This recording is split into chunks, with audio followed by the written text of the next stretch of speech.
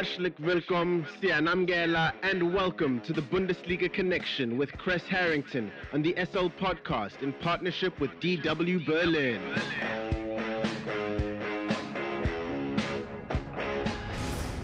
It's time for the latest from Germany's domestic football league, the Bundesliga, and more. For that, we are joined by Chris Harrington from our partner station Deutsche Welle in Berlin, Germany. Coming off the international break here, Chris, there are a couple of big fixtures coming up, starting with Bayern at Freiburg. Yeah, Bayern and Freiburg. You know, Freiburg has a solid defense. They've only conceded one more goal than Bayern this season. Their center back, Nico Schlotterbeck, was one of the few new names that featured on Hansi Flick's Germany squad. So their defense is something to be serious about. Their first meeting, Bayern won that 2-1 and had a 2-goal lead until the 93rd minute. You know, but we're talking about international break in between a Champions League fixture. Well, Bayern lost to Augsburg back in November 2-1 after their last international break. So you have to factor in a few things. Tired legs. Either way you break it down, you're talking about a top-of-the-table clash, number 1 versus number 5. And I think it could work out any kind of way because when you look on paper, Augsburg is no Freiburg.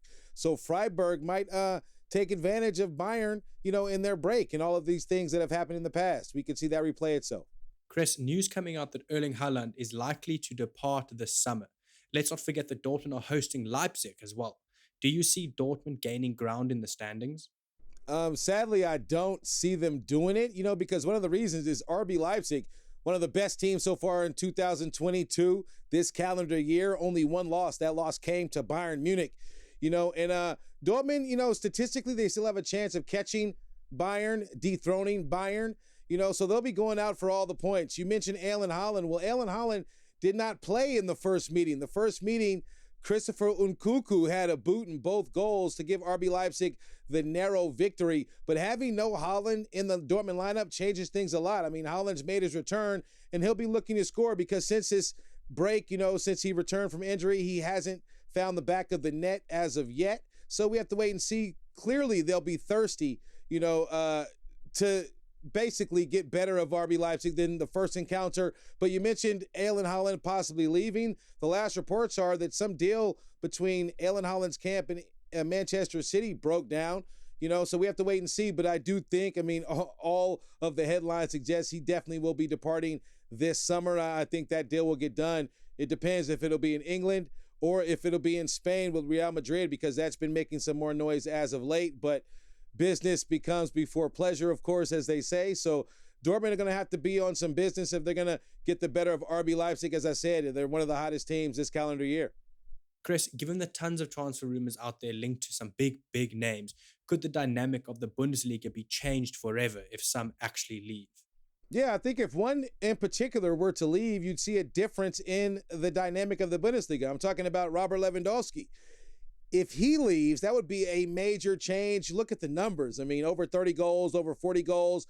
You know, he's putting those numbers up, obviously. And we have to see, you know, if you remove that, you know, how that could impact Bayern Munich's leadership and, you know, how they do. The game plan the last handful of seasons has been feed Lewandowski the ball and let him score the lion's share. Well, there are reports that an agreement in principle has been done between Barcelona and the 33-year-old striker.